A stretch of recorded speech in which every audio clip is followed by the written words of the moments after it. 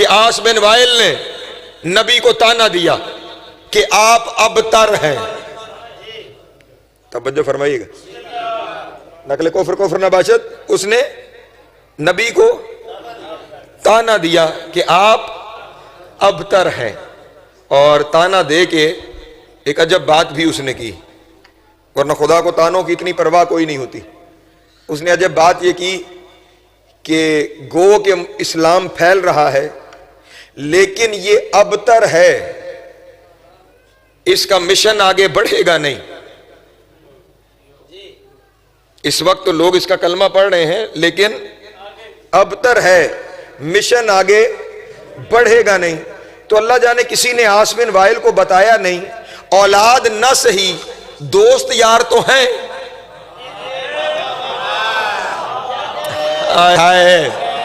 توجہ موذن گجرات، آپ سے پیچھے رہنے کی توقع نہیں مجھے.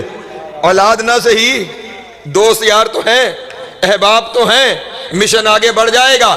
کافر تھا لیکن جانتا تھا مشن آگے بڑھانے کے لیے یار نہیں آل کام آتی ہے.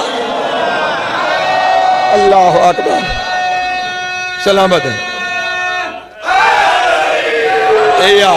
مولا آپ کو عزت عطا فرمائے. وہاں پہ آل کی ضرورت تھی، اس لیے اب تری کا تانا دے رہا تھا، اور یہاں پہ آپ نے بڑی محبت فرمائی. لیکن اپنے نوجوان دوستوں کے لیے، کیونکہ ابھی کبھی کبھی ہمارے اپنوں کی زبان سے بھی ایسی باتیں نکل جاتی ہیں کہ جو بچوں کے ذہن کے اندر کچھ چیزیں پیدا کر دیتی ہیں، یہاں پہ ایک وضاحت اور کر کے بس 2 جملے مجھے اور کہنے ہیں.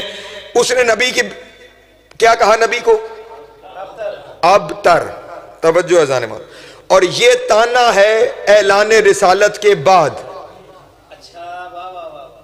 توجہ، کیونکہ تبھی تو اسلام کی بات ہوئی. تانا کب ہے؟ اعلان رسالت کے بعد.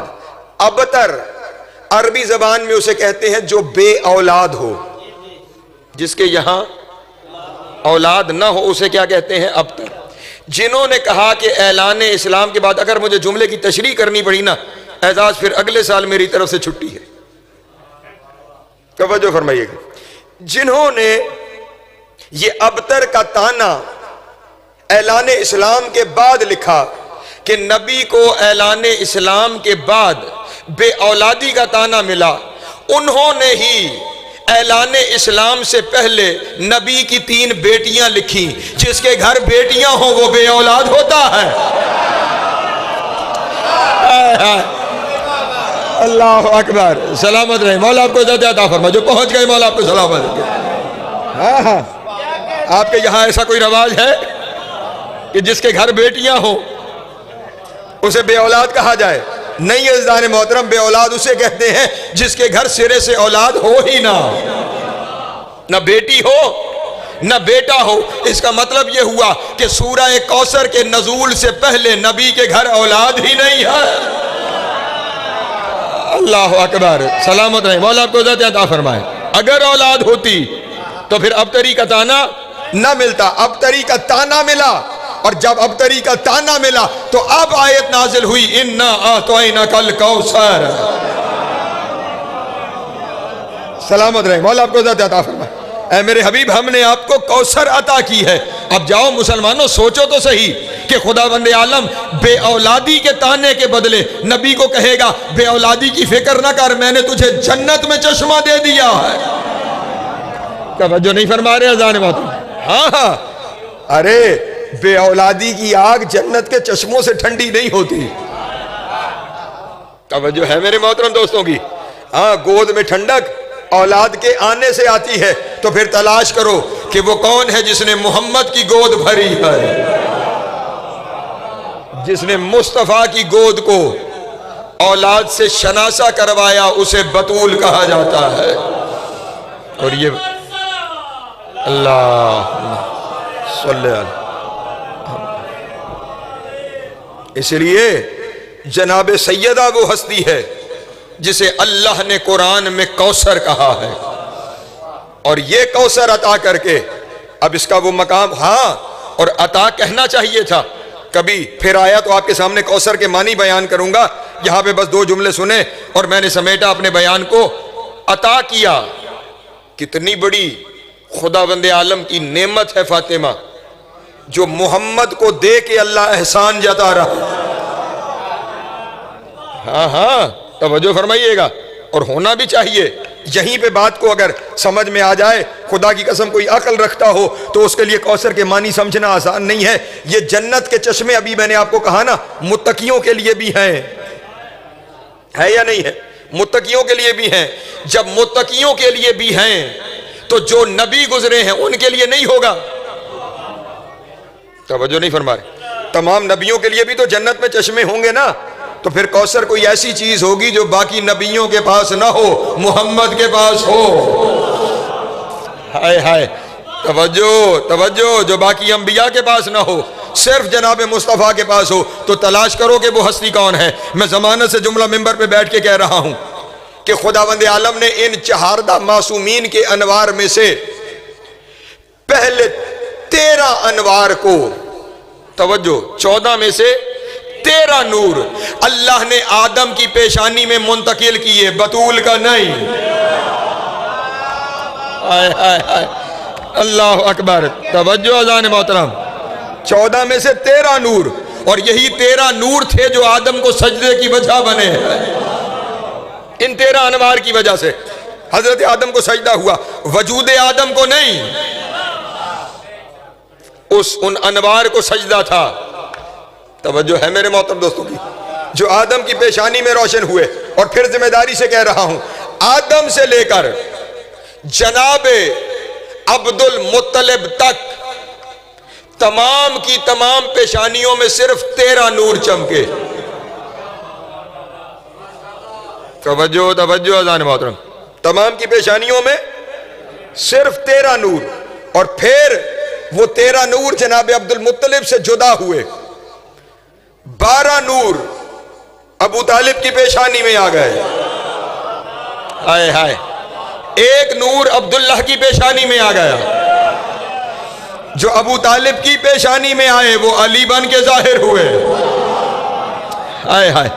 جو عبداللہ کی پیشانی میں آئے وہ محمد بن کے سامنے آئے.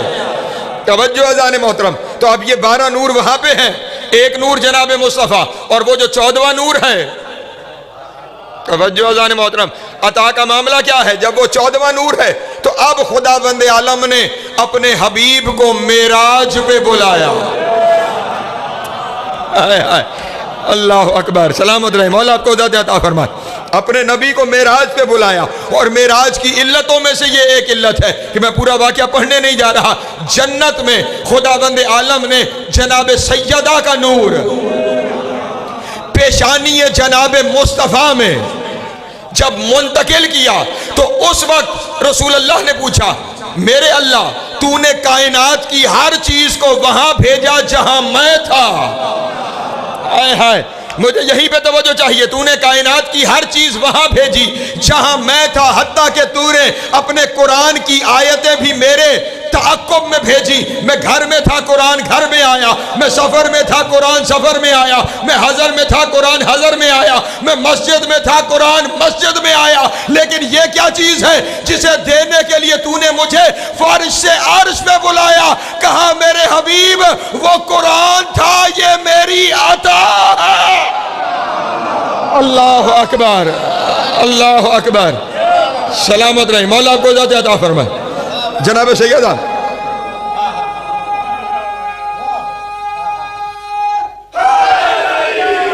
یار وہ قرآن تھا، یہ میری عطا ہے. یہ میں نے 1,24,000 نبیوں میں سے کسی کو نہیں دی. میرے حبیب تجھے عطا کر رہا ہوں جو کسی کو نہیں ملا. اس کا ظرف تجھے بنا رہا ہوں. یہ اللہ کی عطا ہے. اسی وجہ سے تو جب عطا سامنے آتی تھی نبی کھڑے ہو جاتے تھے. سلامت رہے مولا کو عزت عطا فرمائے. ہاں ہاں بحیثیت بیٹی نہیں کھڑے ہوتے تھے. بیٹی کے لیے کھڑے ہونا کسی شریعت میں نہیں. اولاد پر والدین کا احترام واجب ہے، والدین پر اولاد کا نہیں. نبی بیٹی سمجھ کر نہیں، اللہ کی عطا سمجھ کر، عطائے الہی سمجھ کر.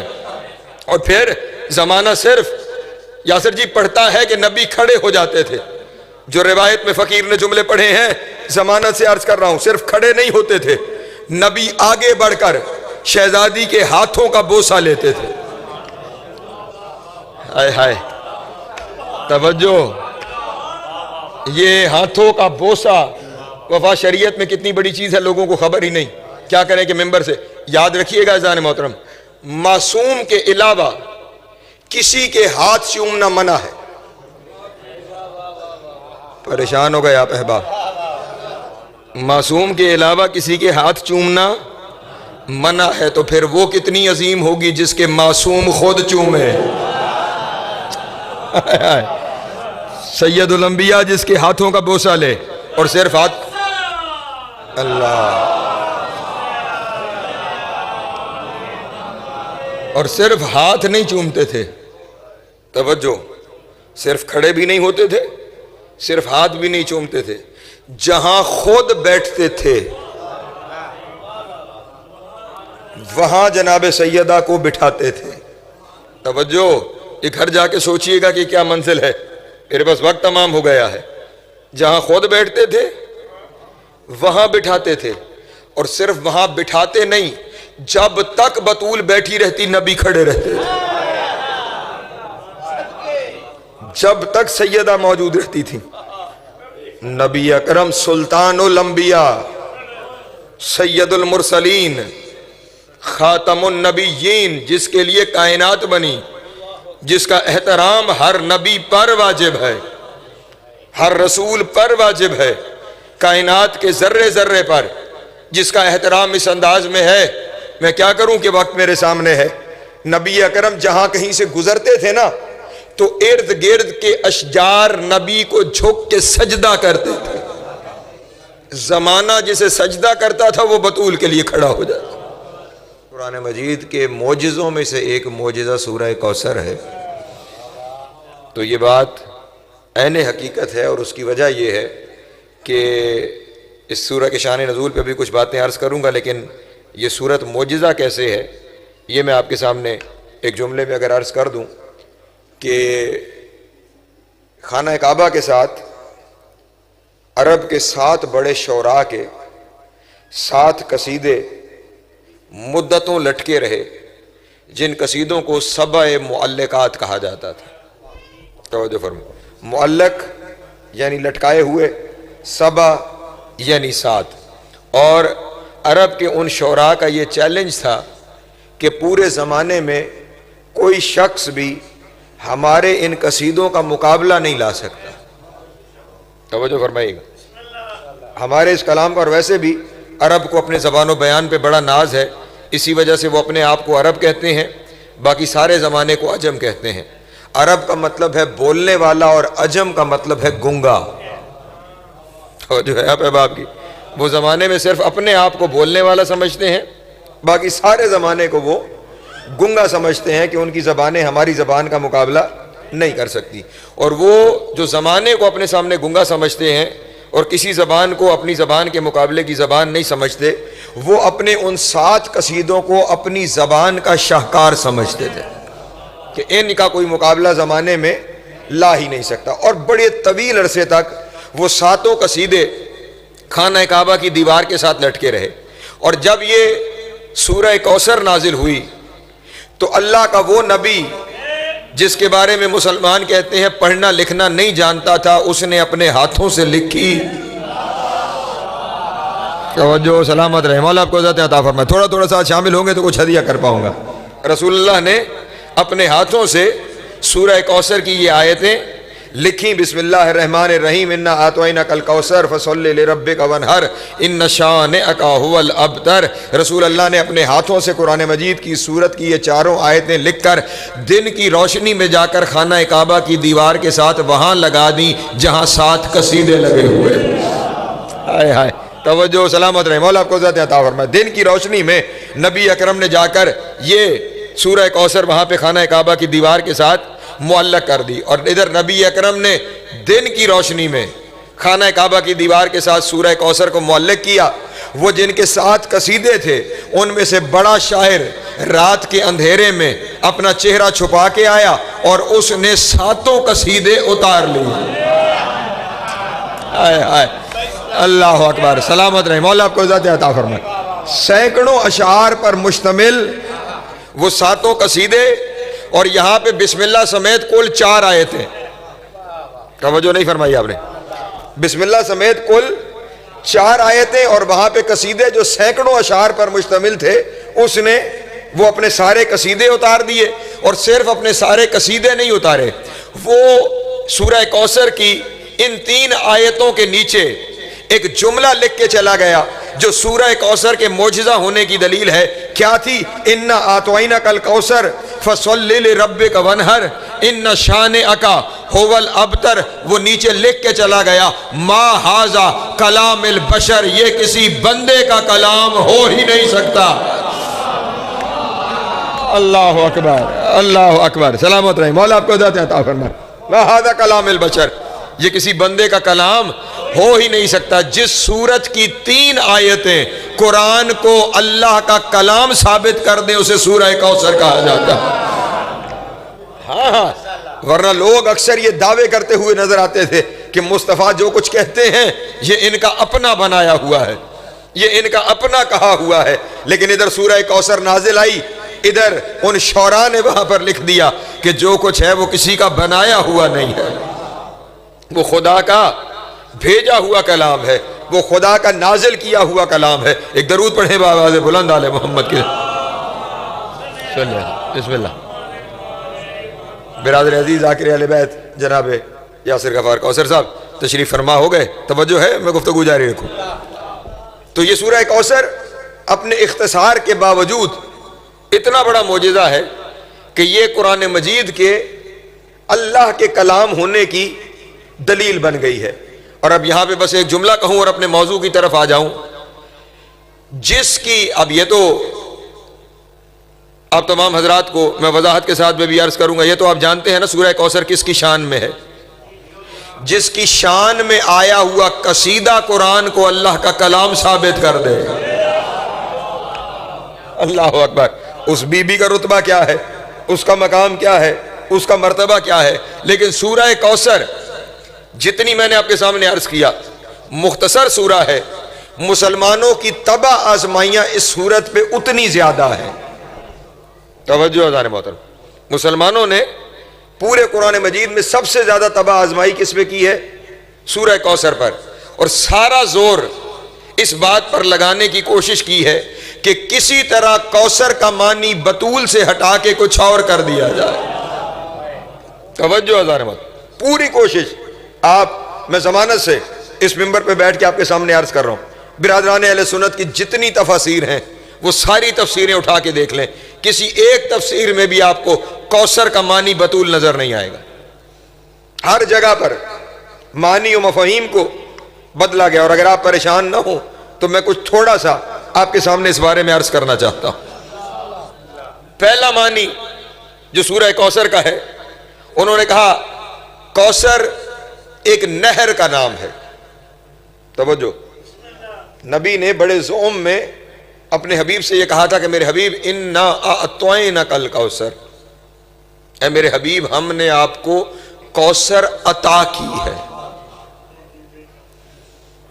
نہیں، مجھے پہلے عطا کے معنی کا ترجمہ کرنا چاہیے تھا کہ عطا کہتے کسے ہیں، اور پھر بات آپ کے سامنے عرض کرنی چاہیے تھی۔ عربی زبان میں 2 لفظ ہیں، ایک لفظ ہے ایتا اور ایک لفظ ہے عطا۔ ایتا ہے الف یہ تے الف تا، ایتا، اور عطا کیا ہے؟ عین توئے الف، عطا۔ ایتا بھی دینا ہے، عطا بھی کسی کو کچھ، توجہ فرمائیے گا، ایتا بھی کسی کو دینا اور عطا بھی کسی کو کچھ دینا، دونوں کے معنی ہیں کسی کو کوئی چیز دینا، لیکن دینے میں زمین آسمان کا فرق ہے۔ توجہ فرمائیے گا، دینے میں زمین آسمان کا فرق ہے۔ مثلا ایتا اس چیز کو کہتے ہیں جو کسی کو اس کے حق کے برابر دی جائے۔ توجہ اذان محترم، مثلا میں بازار گیا، میرے گھر میں کوئی کام تھا، وہ کام کرنے کے لیے میں کسی کو اجرت پہ لے کر آیا، اور اس کے ساتھ میری یہ بات طے ہوئی کہ تو 8 گھنٹے میرے گھر میں یہ کام کر، اس کے بدلے میں تجھے 2000 روپے دوں گا۔ جب اس کا 8 گھنٹے کا کام مکمل ہو گیا تو میں نے اسے اس 8 گھنٹے کے بدلے جو اجرت طے ہوئی تھی وہ 2000 روپے میں نے اسے دے دیے۔ اب یہ جو اس کے حق کے برابر میں نے اس کی طے شدہ اجرت اسے دی ہے، یہ کہلاتی ہے ایتا۔ توجہ اذان وقت، کسی کو اس کے حق کے برابر دینا کیا کہلاتا ہے؟ ایتا۔ اور اگر میں اس کے کام سے خوش ہوا اور میں نے 2000 کے بدلے اسے 3000 دے دیا تو اب یہ ایتا نہیں، اب ہے عطا۔ توجہ سلامت رہے، مولا آپ کو ذات عطا فرمائے۔ اب یہ کیا ہو جائے گی؟ عطا ہو جائے گی، یعنی یہ احسان کے معاملوں میں آ جائے تو اسے کہا جاتا ہے تجھے عطا کیا گیا۔ اللہ جانے عجیب مسلمان ہے کہ خداوند عالم اس محمد مصطفیٰ کو کہ جس کی نالین کے صدقے اللہ نے ساری کائنات کو بنایا، کوثر کتنی بڑی چیز ہوگی کہ اللہ اس محمد کو کہہ رہا ہے یہ میری ایتا نہیں محمد، یہ میری عطا ہے۔ اللہ اکبر، سلامت مولا ذات عطا فرمائے، زندگیاں دراز فرمائے، مولا آپ کو سلامت رکھے۔ مصطفیٰ کو کہ جس کی نالین کے صدقے کائنات خلق ہوئی ہے، لولا کا لما خلقت الافلاک، میرے حبیب اگر آپ نہ ہوتے تو میں زمانے میں بناتا ہی کچھ نہ۔ جو محمد کو ہر چیز دیتے ہوئے یہ کہتے ہوئے نظر آتا ہے کہ میرے حبیب تیرے شایان شان تو نہیں لیکن ہدیہ قبول کر لے، جو کائنات کی ہر چیز کو اپنے حبیب کے قدموں میں نچھاور کرتا ہے، وہ یہ عطا کرتے ہوئے کہہ رہا ہے میرے حبیب میں نے تجھے عطا کیا ہے۔ پھر وہ کتنی بڑی چیز ہوگی جو محمد کو عطا ہو۔ توجہ ہے میرے محترم۔ چلیں ایک باریک سا جملہ کہہ کے گزر جاتا ہوں، یہ جملہ نظم کرنے بھی لایا جا سکتا ہے۔ جو رسالت ایتا کرتا ہے نا اس نے کوثر عطا کی ہے۔ ہائے ہائے ہائے ہائے، ہاں ہاں، اور یہ بھی میری خطابت کا جملہ نہیں، اس کے پیچھے قرآن کی آیت رکھتا ہوں، سورہ لقمان کی آیت ہے۔ خداوند عالم نے رسالت کے بارے میں ارشاد فرمایا ہے وَمَن يُؤْتَ الْحِکْمَتِ فَقَدْ أُوتِیَ خَیْرًا کَثِیرًا، جسے میں نے رسالت عطا کی ہے۔ توجہ، ایتا، میں یوتا، اسی ایتا سے یوتا ہے، جسے میں نے رسالت ایتا کی ہے۔ رسالت ایتا ہوتی ہے، کوثر عطا ہوتی ہے۔ اللہ اکبر، سلامت رہے، مولا آپ کو ذات عطا فرمائے۔ اتنا بڑا مقام ہے کوثر کا، اور مسلمانوں نے ترجمہ کرتے ہوئے کہا یہ کوثر ایک نہر کا نام ہے۔ توجہ فرمائیے گا، یہ نہر کوثر ہے۔ عجب معاملہ نہیں؟ ابھی میں نے آپ کے سامنے عرض کیا جو کائنات کی ہر چیز مصطفیٰ کی نالین پہ نچھاور کرتا ہے وہ نہر دے کے احسان چڑھائے گا۔ جو ہے اذان محترم، بلکہ چلیں پڑھے لکھے دوست تشریف فرما ہے، میں مزید قرآن مجید کی طرف چلتا ہوں۔ نہر کا لفظ خود عربی زبان کا لفظ ہے۔ نہر صرف اردو زبان کا لفظ نہیں، عربی میں بھی اسے نہر ہی کہتے ہیں، بلکہ صرف عربی زبان کا لفظ نہیں ہے ذات، قرآن مجید کے اندر یہ لفظ استعمال ہوا، اور 1-2 دفعہ نہیں، قرآن مجید کی 102 آیتوں میں 113 دفعہ لفظ نہر آیا ہے۔ پریشان ہو گیا بابا، 102 آیتوں میں 113 دفعہ یہ نہر کا لفظ آیا ہے۔ واحد میں بھی آیا ہے، جمع میں بھی آیا ہے۔ واحد میں سورہ بقرہ میں خداوند عالم نے ایک نبی حضرت شمویل کا تذکرہ کیا، انہوں نے اپنے لشکر کے ایک سپہ سالار بنائے، حضرت طالوت، اور وہ جنگ کرنے جب جالوت سے جا رہے تھے تو رستے میں ایک نہر آئی، تو خداوند عالم نے یہ آیت نازل فرمائی کہ حضرت طالوت نے اپنے لشکر سے کہا ان اللہ مبتلیکم بالنہر، اے میرے لشکر والو اللہ نے تمہیں اس نہر کے ذریعے امتحان میں ڈالا ہے۔ توجہ ہے اذان محترم، تو نہر کا لفظ قرآن مجید میں موجود۔ پھر ایک اور جگہ پر خداوند عالم نے ان لوگوں سے کہ جو ایمان لاتے ہیں اور جو عمل صالح کرتے ہیں ان کے لیے وعدہ فرمایا لہم جنات تجری من تحتها الانہار، ان کے لیے وہ جنت ہے جس کے نیچے نہریں بہ رہی ہیں۔ اللہ اکبر، توجہ ہے اذان محترم، ان کے لیے وہ جنت جس کے نیچے نہریں بہ رہی ہیں۔ تو اب جب نہر خود عربی کا لفظ تھا تو اللہ نے اپنے نبی کو نہر ہی دینی ہوتی تو فرما دیتا ان اعطیناک النہر، اے میرے حبیب ہم نے آپ کو نہر دی ہے۔ توجہ نہیں فرما رہے. لیکن نہر کا لفظ خداوند عالم نہیں لے کر آیا. پھر جب انہیں نہر کے معاملے میں پریشانی ہوئی تو انہوں نے کہا جناب والا نہر نہیں چشمہ ہے. کوثر کیا ہے؟ چشمہ. اب کیا کیجئے کہ عقل کے اندھوں کو بینائی مشکل سے ملتی ہے. عین کے لیے، چشمے کے لیے عربی زبان میں لفظ ہے عین. کیا لفظ ہے؟ عین. اور یہ عین بھی خود قرآن مجید میں استعمال ہوا ہے، اور ایک مرتبہ نہیں 20 مرتبہ استعمال ہوا ہے. پریشان ہو گیا آپ؟ کم از کم 20 مرتبہ قرآن مجید میں لفظ عین استعمال ہوا. مثلا ایک جگہ پہ ارشاد فرمایا ان للمتقین جنات و عیون. متقیوں کے لیے اللہ نے باغ بھی رکھے ہیں اور چشمے بھی رکھے ہیں. توجہ ہے ذرا محترم؟ متقیوں کے لیے اللہ نے جنت میں باغ بھی رکھے ہیں اور چشمے بھی رکھے ہیں. تو اب اللہ نے اگر اپنے حبیب کو چشمہ ہی دینا تھا تو فرما دیتا انا اعطینک العین، اے میرے حبیب ہم نے آپ کو چشمہ عطا کیا ہے. توجہ اذان محترم. لیکن یہ لفظ بھی نہیں آیا. بلکہ چلیں ایک باریک نقطہ آ گیا، وہ آپ کے سامنے عرض کرتا چلا جاتا ہوں، اگر آپ شامل ہیں میرے ساتھ. اتنی بسم اللہ پہ تو بات مشکل ہو جاتی نہیں. ہاں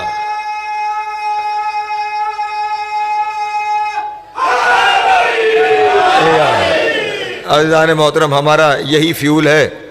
یہ اگر ملتا رہے تو بات چلتی رہتی ہے، ورنہ بات کہنا مشکل ہو جاتی ہے. کیا وجہ ہے میرے محترم دوستوں؟ ابھی میں نے آپ کے سامنے آیت پڑھی، لوگوں نے ترجمہ کیا کوثر سے مراد چشمہ ہے. اے میرے حبیب ہم نے آپ کو چشمہ عطا کیا. اور ابھی جو دوسری آیت پڑھی وہ کیا ہے؟ ان للمتقین جنات و عیون. متقیوں کے لیے ہم نے باغات بھی رکھے ہیں اور چشمے بھی رکھے ہیں. مسلمانوں کو شرم نہیں آتی؟ متقیوں کے لیے چشمے، اور جس کا کلمہ پڑھ کے متقی بنے ہیں اس کے لیے چشمہ. اللہ اکبر، سلامت رہے، مولا آپ کو زیادہ عطا فرمائے. ہاں تمہارے لیے چشمے، اور جس کا کلمہ پڑھ رہے ہو، جس کی وجہ سے سب کچھ ہے، اس کے لیے اکیلا چشمہ. اور وہ چشمہ دیتے ہوئے بھی احسان کر رہا ہے کہ میں نے عطا کیا ہے. تمہیں تمہارا حق دے رہا ہے، مصطفیٰ کو کہہ رہا ہے میں نے عطا کیا ہے. پھر مزید میں نے کہا نا چھوٹی صورت ہے تب آزمائیاں زیادہ ہیں. انہوں نے کہا ہے چشمہ، نام کوثر ہے. توجہ فرمائیے، ہے چشمہ، نام کوثر ہے. تو عزیزان محترم یہ بھی خداوند عالم کا اسلوب ہے قرآن مجید میں کہ جب وہ کسی چشمے کو کوئی نام دیتا ہے تو پھر صرف اس کا نام استعمال نہیں کرتا، ساتھ اس کی اصل بھی استعمال کرتا ہے. مثلا سورہ دہر میں ارشاد فرمایا عینن فیہا تسمی سلسبیلا، وہاں پہ ایک چشمہ ہے جس کا نام سلسبیل ہے. توجہ ہے میرے محترم دوستوں کی؟ تو اگر کوثر کسی چشمے کا نام ہوتا تو خدا فرماتا کہ میرے حبیب ہم نے آپ کو چشمہ دیا جس کا نام کوثر ہے. نہیں، یہاں پہ کیا فرمایا؟ ہم نے آپ کو کوثر عطا کی ہے. توجہ اذان محترم، ہم نے آپ کو کوثر. میں ابھی صرف بنیاد آپ کے سامنے باندھ رہا ہوں اور پھر کچھ نتیجے اپنے دوستوں کے سامنے ہدیہ کرنے ہیں. بخاری شریف میں ایک روایت ہے، توجہ ہے آپ حضرات؟ اچھا، یہ روایت پڑھنے سے پہلے جن مولویوں نے ترجمہ چشمہ کیا یا نہر کیا، جب میں نے ان سے پوچھا کہ یہ ہے کہاں، توجہ، یہ کوثر جو نہر ہے یا چشمہ ہے یہ کہاں ہے؟ انہوں نے کہا جناب یہ جنت میں ہے. یہ کہاں پہ ہے؟ جنت میں. جنہوں نے کوثر کو جنت کی نہر کہا، جنت کا چشمہ کہا، انہوں نے ایک روایت لکھی. توجہ اذان محترم، اور وہ روایت یہ ہے کہ روز محشر کچھ منافق حوض کوثر تک پہنچیں گے. توجہ اذان محترم، اور جب وہ حوض کوثر تک پہنچیں گے تو وہ نبی سے کوثر مانگیں گے اور نبی اکرم جب انہیں کوثر دینے لگیں گے تو آواز قدرت آئے گی، میرے حبیب کیا تو جانتا نہیں یہ تیرے بعد منافق ہو گئے تھے؟ توجہ توجہ، یہ تیرے بعد الٹے پاؤں پلٹ گئے تھے، اب انہیں کوثر نہیں دیا جا سکتا۔ روایت اپنی جگہ پہ کہ کون تھے وہ منافق، کون تھے، اس کے اوپر میری بحث نہیں، میں نے صرف ایک بات عرض کرنی ہے اور باریک اشارہ ہے۔ ابھی آپ کے سامنے کہا کہ لوگوں نے لکھا کہ یہ کوثر جنت کا چشمہ ہے، اور روایت میں کیا لکھا کہ جب منافق کوثر کے کنارے آئیں گے، یہ تمہیں کس نے بتایا اور یہ کیسے ہوا کہ منافق جنت میں چلا گیا؟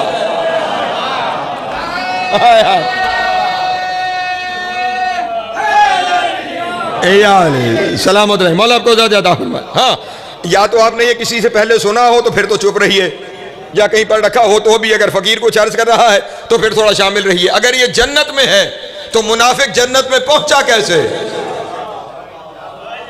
توجہ اذان محترم، اس کا تو جنت میں جانا ممکن ہی نہیں، ان کے لیے تو جہنم لکھا گیا، اور عام جہنم بھی نہیں، جہنم کا سب سے گہرا درجہ، جہنم کا سب سے نچلا حصہ حاویہ، وہ ہے منافقوں کے لیے۔ تو وہ جنت میں پہنچے کیسے؟ اس کا مطلب کوثر جس چیز کا نام ہے اس کا تعلق جنت سے نہیں، کوثر کوئی ایسی ہے جو میدان محشر میں کھڑی ہے۔ اللہ اکبر، سلامت رہے، مولا آپ کو ذات عطا فرمائے۔ ہاں، وہ کوثر میدان محشر میں ہے، کیونکہ میدان محشر میں لوگوں کو اس کی شفاعت کی ضرورت ہے، تاکہ وہاں سے وہ شفاعت لے کے جنت کی جانب جا سکیں۔ تو یہاں پہ یہ بات طے ہو گئی کہ کوثر سے مراد نہ کوئی چشمہ ہے، توجہ اذان محترم، نہ کوثر سے مراد کوئی نہر ہے۔ اب پھر ایک اور منزل آسان کرتا ہوں آپ کے سامنے، مثلا یہی کہا گیا عین الکوثر، یا اردو زبان میں اس کا ترجمہ ہوگا حوض کوثر۔ اگر کوئی ایسا چشمہ ہے تو کیا نام ہوگا؟ عین الکوثر، یا اردو زبان میں حوض کوثر۔ اب اس کا ترجمہ یوں سمجھ لیجئے کہ حوض کوثر کا معنی کیا ہوگا۔ انہوں نے لکھا حوض کوثر کا معنی کوثر نامی چشمہ، ایسا چشمہ جس کا نام کوثر ہے۔ عجب معاملہ ہے ان مسلمانوں کا، جہاں ان کا جی چاہتا ہے وہاں ترجمہ بدل لیتے ہیں۔ ایک مثال عرض کرتا ہوں، بات واضح ہو جائے گی۔ اسی حوض کوثر کو وزن میں رکھیے گا، لفظ آپ کے سامنے بتاؤں، خانہ خدا، توجہ، خانہ خدا۔ اب اس کا معنی کیا ہوگا؟ خدا نامی گھر ہے جی، خدا نامی گھر نہیں، خانہ خدا کا معنی ہوگا خدا کا گھر، توجہ، یعنی ایسا گھر جس کا مالک خدا ہے۔ نہیں توجہ فرمائی، پیچھے رہ گئے آپ۔ ایسا گھر، خانہ خدا، ایسا گھر جس کا مالک خدا ہے، بعین ہی حوض کوثر، ایسا چشمہ جس کی مالک کوثر ہے۔ اللہ اکبر، سلامت رہے، مولا آپ کو ذات عطا فرمائے۔ ایسا چشمہ جس کی مالک کوثر ہے، اس کا مطلب کوثر اور ہے، چشمہ اور ہے، کوثر اور ہستی ہے، چشمہ اور ہے۔ تو اب تلاش کرو کہ کوثر، چلے ایک جملہ اور ہدیہ کرتا ہوں، میں نے کچھ وعدہ کر رکھا ہے، میں چیزوں کو اس طرح سمیٹنے کی کوشش کرتا ہوں۔ ایک چیز اور سن لیجئے اس معاملے میں، عطا، اور پھر یہ کوثر عطا کرنے کے بعد خدا نے کہا کیا؟ اِنَّا أَعْطَيْنَاكَ الْكَوْثَرَ فَصَلِّ لِرَبِّكَ وَانْحَرْ۔ اے میرے حبیب، اب ہم نے تجھے کوثر عطا کر دی ہے، اب شکرانے کی نماز بھی پڑھ اور قربانی بھی دے۔ توجہ نہیں فرمائی آپ نے؟ اللہ چشمہ دے کے نبی سے کہے گا اب شکرانے کی نماز پڑھ۔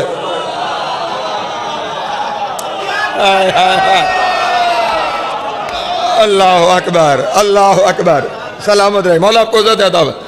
ہاں ہاں، کیونکہ اللہ کا حبیب وہ ہستی ہے کہ اگر تھوڑی دیر مصلی پہ زیادہ کھڑا ہو جائے تو آواز قدرت آ جاتی ہے، قم اللیل الا قلیلا، میرے حبیب تیرے پاؤں پہ ورم برداشت نہیں، تھوڑا کھڑا ہوا کر۔ اللہ اکبر، جسے اپنے نبی کی طویل نماز برداشت نہیں، وہ ایک چشمہ دے کر نبی سے شکر کا سجدہ مانگے گا، نبی سے شکر کی نماز مانگے گا، نبی سے اس چشمے کے بدلے قربانی مانگے گا؟ نہیں عزیزان محترم، معاملہ اس سے جدا ہے۔ آؤ قرآن کا شان نزول تمہیں بتائے گا کوثر کون ہے، اس سورت کا شان نزول بتائے گا کہ کوثر کون ہے۔ اور یہ شان نزول، یہ تو جبر مشیت ہے نا کہ وہ کسی طریقے سے حق کو آشکار کرتا ہے۔ شان نزول شیعہ سنی ہر ایک نے لکھا، خدا کی اس عظیم ترین عطا کا نام، خدا کے اس عظیم ترین احسان کا نام زہرا ہے، جو خدا اپنے نبی پر بھی احسان کر کے عطا کرتا ہے۔ اور عجب یہ ہے کہ جس کے لیے نبی کھڑے ہو جاتے تھے وہ دربار میں کھڑی رہی۔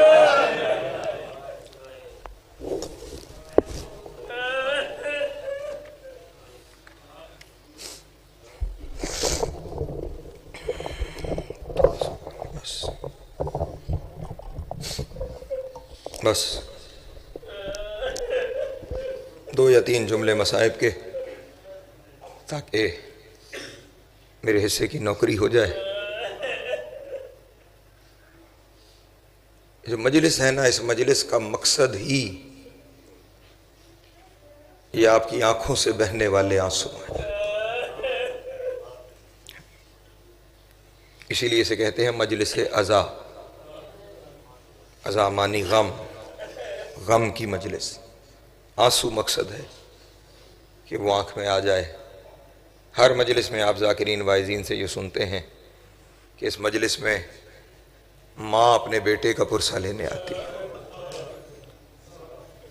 مجالس میں جناب سیدہ اپنے بچوں کا پرسہ لینے آتی ہیں، لیکن جب جناب سیدہ کی مجلس ہوتی ہے نا تو پھر بچے ماں کا پرسہ لیتے ہیں۔ آج یقیناً آپ کے درمیان مظلوم کربلا بیٹھے ہوئے ہوں گے جو یہ دیکھ رہے ہوں گے میری ماں کے دکھوں پہ کون کیسے روتا۔ اجرکم اللہ، مولا آپ کی ہائے قبول فرمائے۔ بس اسی ایک آنسو کے مقصد کے لیے ایک جملہ، اور میں نے سمیٹا اپنے بیان کو۔ میں نے عرض کیا کہ جس کے آنے پہ نبی کھڑے ہو جاتے تھے وہ دربار میں کھڑی رہی، جس کے دروازے پر کھڑے ہو کر اللہ کا نبی قرآن کی آیتیں پڑھتا تھا اسی دروازے کو جلایا گیا۔ اجرکم اللہ، اجرکم اللہ۔ اور جلایا بھی، چلیں اس 2 روایتیں ہیں۔ ہمارے ایک عالم دین گزرے ہیں، زیادہ بعید نہیں، ابھی پچھلی صدی قم المقدس میں آقا مرعشی نجفی حرم جناب معصومہ کے پشت پہ ان کی لائبریری میں ہی ان کی قبر موجود ہے۔ ان کی قبر پر ان کا امامہ بھی رکھا ہوا ہے۔ وہ ہستی ہے کہ جس کی پوری زندگی میں ایک بھی تہجد قضا نہیں، وہ صاحب عرفان ہے۔ ان کی اپنی زندگی میں بقول ان کی کچھ ملاقاتیں ہیں صاحب العصر کے ساتھ۔ انہوں نے اپنی زندگی میں وہ ملاقاتیں بیان نہیں کی، کیونکہ منع ہے امام سے ہونے والی کسی ملاقات کو بیان کرنا۔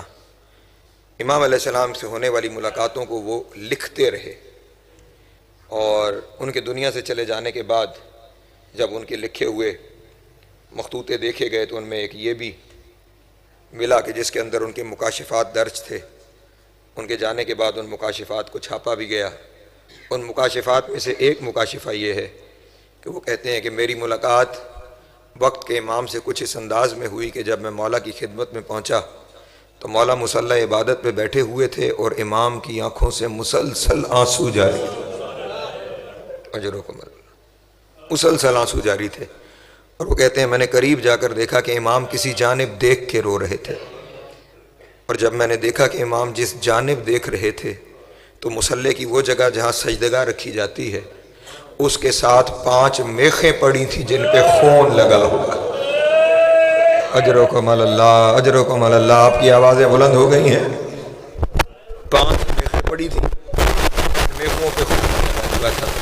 وہ کہتے ہیں میں نے مولا سے پوچھا مولا یہ میخیں کیسی ہیں، ان پہ لگا ہوا خون کیسا ہے، اور انہیں دیکھ کے آپ اتنا گریہ کیوں کر رہے ہیں؟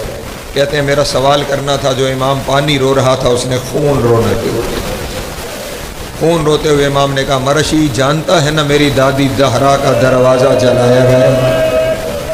اجرکم اللہ، جانتا ہے نا میری دادی زہرا کا دروازہ جلایا گیا؟ مرشی کہتے ہیں میں نے ماتم کیا، کہا مولا 1400 سال سے اسی غم میں تو رو رہے ہیں کہ آپ کی دادی کا دروازہ جلایا گیا۔ کہا اس وقت امام نے رو کے کہا مرشی یہ میری دادی کے دروازے کی میخیں ہیں۔ اللہ اکبر، اللہ اکبر، اجرکم اللہ، یہ میری دادی کے دروازے کی میخیں ہیں۔ جب ظالم نے دروازہ جلایا یہ میخیں سرخ ہو کے دروازے سے باہر آئیں۔ جب اس نے دروازہ گرایا یہ پانچوں میخیں میری دادی کے پہلو میں پیوست ہو گئیں، اور میری دادی نے رو کے کہا یا علی میرا محسن۔ اجرکم اللہ، اجرکم اللہ، اجرکم اللہ، مولا آپ کی ہائے قبول کریں۔ ہاں معاملہ چلیں ایک روایت اور ممبر یاسر بھائی کے حوالے روایت کو لکھا ہے، آقا عبدالرزاق المکرم نے اپنے مقتل میں اس روایت کو درج کیا، اور عجب دردناک روایت ہے۔ روایت کا راوی وہ شخص ہے جس نے دروازہ جلایا۔ اللہ اکبر، جس شخص نے دروازہ جلایا وہ روایت کا راوی ہے۔ وہ کہتا ہے جب میں دروازے پر پہنچا نا میں نے کہا دروازہ کھولو ورنہ ہم دروازہ گرا دیں گے۔ اللہ اکبر، کہتے دروازے کے اندر سے نبی کی بیٹی کی آواز آئی، حیا کرو اندر محمد کی بیٹیاں۔ کہتا اس شخص نے باہر سے پکار کے کہا ہوا کریں۔ اللہ اکبر، ہم نے علی کو گرفتار کرنا ہے، ہم نے علی سے بیعت لینی ہے۔ کہتا بطول نے جب دروازہ نہیں کھولا نا تو میں نے دروازے پہ لکڑیاں رکھ کے آگ لگا۔ اجرکم اللہ، اجرکم اللہ، خدا کی قسم اتنی قیامت کی روایت ہے۔ میں نے جب پہلی دفعہ پڑھی تھی بڑی دیر ورطہ حیرت میں بھی رہا، بہت دیر گریہ بھی کرتا رہا کہ اس قوم کو علی سے کتنا بغض تھا۔ وہ کہتا ہے جب دروازہ جلنے لگا نا میں نے جلتا ہوا دروازے کو دھکا دیا، دیوار اور در کے درمیان زہرا آ گئی، ادھر دیوار اور در میں نبی کی بیٹی آئی۔ وہ کہتا ہے بطول نے اتنا دردناک بیان کیا کہ مدینے کی نگری میں زلزلہ آیا۔ اجرکم اللہ، اجرکم اللہ، اجرکم اللہ، مولا آپ کی ہائے قبول کریں۔ وہ کہتے ہیں اتنا دردناک بیان تھا کہ مدینے کی نگری ہلی، اور صرف مدینے کی نگری نہیں ہلی، وہ ظالم کہتا ہے ایک دفعہ مجھے بھی ترس آیا۔ سوچو جو اتنا بڑا ظالم ہے جو دروازہ جلانے تک آ گیا، کتنا دردناک بیان ہوگا کہ وہ کہتا ہے مجھے بھی ترس آیا، میرا کلیجہ بھی ہلا کہ مستور ہو کر کتنی تکلیف میں ہے۔ کاش کوئی سمجھ سکے مستور ہو کر کتنی تکلیف میں ہے، کتنا دردناک بیان کر رہی ہے۔ کہتا پھر یکا یک میرے خیال میں آیا مستور ہے لیکن ہے تو علی کی زوجہ۔ کہتا علی کا نام آنا تھا، میں نے دروازہ اور زور سے مارا، اب جب مارا بطول زمین پہ گر گئی، جلتا ہوا دروازہ بطول پہ گر گیا، اب نیچے زہرا، اوپر دروازہ، اوپر سے لوگ گزرتے رہے، رو کے کہتی رہی یا علی میرا پہلو۔ اجرکم اللہ، اجرکم اللہ، مولا آپ کی ہائے قبول کرے۔ ختم ہو گیا میرا بیان، ختم ہو گیا میرا بیان۔ یہاں آقا وحید نے لکھا، وہ کہتے ہیں اللہ جانے کیسے بطول نے چلتا ہوا دروازہ ہٹایا۔ آپ نے ذاکرین سے سنا ہے نا جب تک زندہ رہی ہے دائیں ہاتھ سے تسبیح نہیں پڑھ پائی، تو یہ ہاتھ کو ہوا کیا؟ وہ کہتے ہیں پتہ نہیں چلتا ہوا دروازہ بطول نے ہٹایا کیسے، لیکن جب ہٹایا تو کیا دیکھا علی کے گلے میں رسی ہے۔ بطول نے آگے بڑھ کے ایک ہاتھ اس گلے کی رسی میں ڈالا، ظالم نے تازیانہ اٹھایا، بطول کے ہاتھ پہ تازیانہ مارا، اور جب تک زندہ رہی نبی کی بیٹی دایاں ہاتھ پہلو